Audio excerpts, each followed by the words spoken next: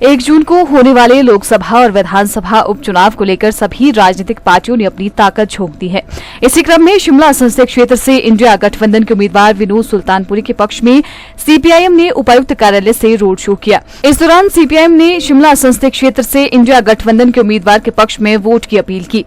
वरिष्ठ सीपीआईएम नेता संजय चौहान ने मीडिया से बात करते हुए कहा कि हिमाचल प्रदेश में 1 जून को 7वें चरण में मतदान होगा। वहीं 6 चरण के चुनावों में इंडिया गठबंधन को समर्थन मिला है और भाजपा के 400 पार का नारा विफल रहा है। उन्होंने कहा कि भाजपा ने 10 वर्षों में भारत के संविधान, लोकतंत्र और देश के संघीय ढांचे में निरंतर हमला किया है। 10 वर्षों में एनडीए की सरकार में बेरोजगारी, महंगाई और महिलाओं पर हमले बढ़े हैं। आज प्रधानमंत्री अपने चुनाव प्रचार के दौरान न बेरोजगारी को दूर करने की बात कर रहे हैं और न ही महंगाई को। आप देखें, ये जो 18वीं लोकसभा का चुनाव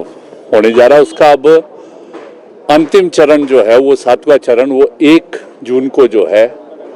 उसको लेकर मतदान होगा। और हिमाचल प्रदेश में उस 7वें चरण के अंदर जो है वो मतदान होने जा रहा है। और आज जिस तरीके से आपने देखा है कि ये जो 6 चरण का मतदान हुआ है, इसमें यदि आप एक सरसरी रुझान देखें तो स्वाभाविक रूप पे जो है, जो ये मतदान का जो ट्रेंड रहा है, वो ट्रेंड जो है, ये जो भाजपा जो एक 400 पार का नारा दे रही थी, उस रूप में जो है वो रहा नहीं है। और जिस प्रकार से ये जो इंडी गठबंधन है, ये जो है निरंतर इस चुनाव को, जो आज पिछले 10 वर्षों में जो बड़ा हमला जो है भाजपा की सरकार के द्वारा हमारे संविधान के ऊपर, लोकतंत्र के ऊपर और जो देश का संघीय ढांचा है, इसके ऊपर जो निरंतर 10 वर्षों से करती आई है, उस मुद्दे को लेकर जो है इस चुनाव में उतरी थी। और इसके साथ साथ जो 10 वर्षों के अंदर देश में जो मोदी जी के नेतृत्व में जो एनडीए की सरकार है, उसके द्वारा जो है बेरोजगारी, महंगाई और जिस प्रकार से महिलाओं के ऊपर जो हमले बढ़े हैं इस समय में, तो इन मुद्दों को लेकर जो है जनता ने इस समय में मतदान किया है।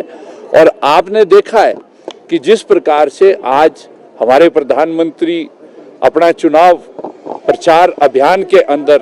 रैलीज के अंदर जो भाषण दे रहे हैं, उससे स्पष्ट है कि इस भाजपा जो है सांप्रदायिकता की राजनीति को जो है आगे ले जाने की बात कर रही है, बेरोजगारी को दूर करने की कोई बात नहीं कर रही है, महंगाई को कम करने की कोई बात नहीं कर रही है। ये जो आज हमारे देश के संघीय ढांचे के ऊपर हमला है, उस पर रोक लगाने की कोई बात नहीं कर रही। तो स्वाभाविक रूप से आपने देखा है कि इस देश के अंदर जो प्रगतिशील,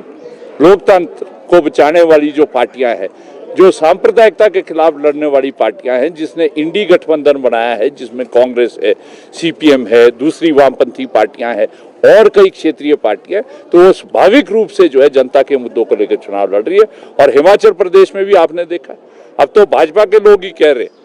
कि पहले तो ये कह रहे थे कि 400 पार, हिमाचल में 4 के 4, अब तो भाजपा के लोग खुद मान रहे कि 2 सीट जो है अभी वो जो इंडी गठबंधन है उसके उम्मीदवार जो है वो जीत रहे। तो स्वाभाविक रूप से हमारी पार्टी जो है इन मुद्दों को लेकर जनता के बीच जा रही है।